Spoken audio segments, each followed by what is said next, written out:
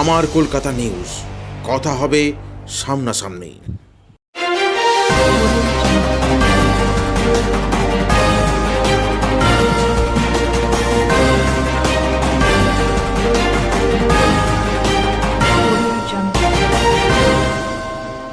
লোকসভা নির্বাচন যতই এগোচ্ছে ততই বাকযুদ্ধ বাড়ছে রাজনৈতিক মহলে। বিভিন্ন সময় এবং অতীতেও সাংসদ লকেট চট্টোপাধ্যায় ও চুঁচুড়ার বিধায়ক অসিত মজুমদারের বাকযুদ্ধ নিয়ে চরমে উঠেছিল রাজনৈতিক চর্চা। এবারও সাংসদ বনাম বিধায়কের বাকযুদ্ধ নিয়ে চর্চা সর্বত্র। ইতিমধ্যেই তৃণমূল কংগ্রেসের হুগলি লোকসভা কেন্দ্রে প্রার্থী হয়েছে রচনা বন্দ্যোপাধ্যায়। হুগলি লোকসভা কেন্দ্রে দুই অভিনেত্রীর লড়াই যে যথেষ্ট তাৎপর্য হয়ে উঠবে তা শুধু সময়ের অপেক্ষা।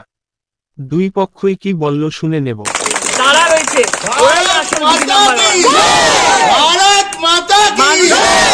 মানুষকে বিভ্রান্ত করছে, এটা হয়েছে সত্যিটাকে চাপা দেওয়ার জন্য চলছে। এটাকে আমরা মনে করি মোদিজিকে জেতাতে হবে। মোদিজির লড়াইয়ে আমরা সবাই সৈনিক এসেছি এবং এই দুর্নীতির বিরুদ্ধে লড়াই। মমতা ব্যানার্জি মহিলা মুখ্যমন্ত্রী হয়ে মহিলাদের সবচেয়ে বেশি অত্যাচার হয়েছে, মহিলাদের ওপর সবচেয়ে বেশি আঘাত হয়েছে। এই লড়াই সেই লড়াই। টিভির পর্দায় দুজনকে দেখা গেছে, এবার ভোট ময়দানে দুজন, কি বলবেন ব্যক্তিগত হিসাবে? না ঠিক আছে, আসতে তো পারেই, সবাই ওয়েলকাম। এটা ডেমোক্রেটিক দেশ রয়েছে আমাদের কাছে। যে কোনো লোক, আজকে কত লোক প্রার্থী হয়েছে, সবাইকে ওয়েলকাম জানাই। লড়াইটা তো দুর্নীতির বিরুদ্ধে লড়াই, লড়াইটা কোনো ব্যক্তির বিরুদ্ধে না। আমরা সবাই অনেক ছবি করেছি, একসাথে কাজ করেছি, এখানে কোনো খারাপ কিছু নেই, কারোর সম্বন্ধে কোনো কমপ্লেন নেই। ভালো অভিনেত্রী, আমরা একসাথে অনেক সময় কাটিয়েছি, আমরা প্রচুর ছবি করেছি, ওনার সাথে আমার কোনো কিছু নেই। কিন্তু এই লড়াইটা তো আমরা লিখছি দুর্নীতির বিরুদ্ধে, এটা মমতা ব্যানার্জির বিরুদ্ধে লড়াই। মাঝখানে ওনাকে দেখে সবকিছু ধামাচাপা দিয়ে দিলে তো হবে না। মোদিজি প্রধানমন্ত্রী হওয়ার লড়াই চলছে। চুঁচুড়ার বিধায়ক বলছেন প্রথম রাউন্ডেই তারা আপনাদেরকে গোল দিয়ে দিয়েছেন। এখন চুঁচুড়ার বিধায়ক মহিলাদেরকে নিয়ে যেভাবে কথা বলেন, চরিত্রহীন, যেভাবে মহিলাদেরকে এক্সপ্লয়েট করেন, যেভাবে দুর্নীতিতে যুক্ত রয়েছেন, নিয়োগ দুর্নীতিতে যুক্ত উনি রয়েছেন। উনিও মনের বাসনা ছিল ওনার টিকিট পাওয়ার, কিন্তু আলটিমেটলি উনি আর টিকিটটা পাননি। মনে খুব কষ্ট ওনার, এই জন্য মনে ওনার খুব কষ্ট রয়েছে, সেই জন্য মাথায়। যেই জিতুক বা যেই হারুক, পরবর্তী সময়ে রচনা ব্যানার্জির সঙ্গে সম্পর্ক অটুট থাকবে। নিশ্চয়ই, সবসময় থাকবে। বন্ধুর আন্তরিকতা কি করে সেটা বন্ধ হতে পারে? আমি নয় অন্য জগতে আর 10 বছর হলো চলে এসেছি, রাজনৈতিক ক্ষেত্রে চলে এসেছি, সবকিছু ত্যাগ করে মানুষের কাজে চলে এসেছি। উনি তো এখনো পর্যন্ত সিরিয়ালে আছেন, টিভিতে আছেন, টিভিতে রয়েছেন, টিভির মাধ্যমে মানুষের কাছে পৌঁছেছেন। সুতরাং আমাদের দুজনের ক্ষেত্র আলাদা হোক না কেন, কিন্তু আমরা নিশ্চয়ই বন্ধু থাকবো। আন্তরিকতা তো সবসময়, আগে তো মানুষ, তারপরে তো রাজনীতি। তো বাচ্চা মেয়ে কদিন রাজনীতিতে এসছে,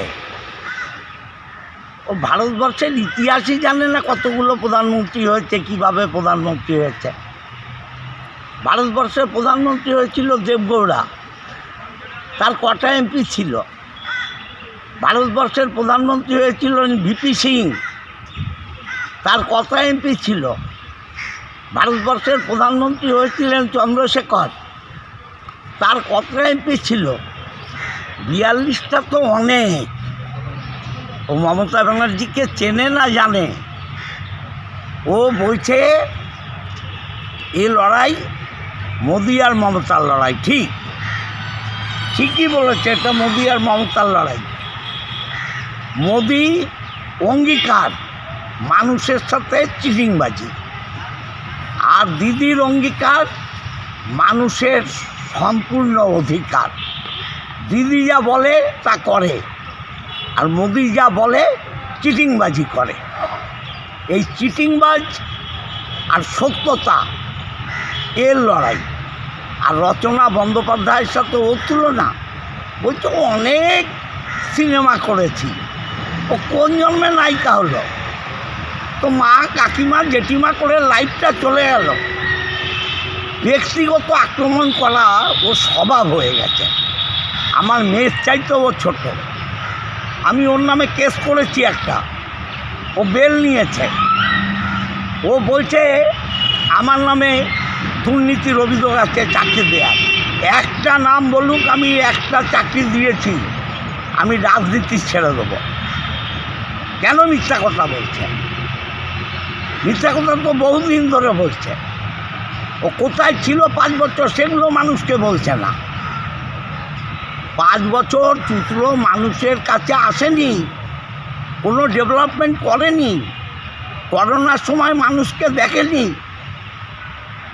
আমার চরিত্র নিয়ে বলছে তো, আমি ওর মেয়ের মতো, আমার মেয়ের বয়সী, আমি কিছু বলতে চাই না। কিন্তু আমি যেদিন বলবো না সেদিন ও ঘর থেকে বেরোবে না। ওর চরিত্র নিয়ে আমি বলবো না, আমি এখনও বলছি বলবো না। ও ছোট লোক বলে আমি তো ছোট লোক নই। কার সাথে চরিত্রহীনতা করেছি ওর কোনো রিলেটিভ হতে পারে, সেগুলোকেও নিয়ে আসুক। কারণ দলের মেয়েরা তো আমার সম্পদ, দলের মেয়েরা আমার পরিবার। দলের মেয়েরা কেউ আমাকে দাদা, কেউ আমাকে বাবা, কেউ আমাকে কাকা, কেউ আমাকে জ্যাঠার মতো দেখে। তাহলে চরিত্রহীনটা ওর কোনো রিলেটিভের সাথে হয়তো করেছি, সেগুলো নিয়ে আসুক, সামনে নিয়ে আসুক না, শুধু বলে হবে। আর আমি জানি ও রচনা ব্যানার্জির নাম শুনে পাগল হয়ে গেছে।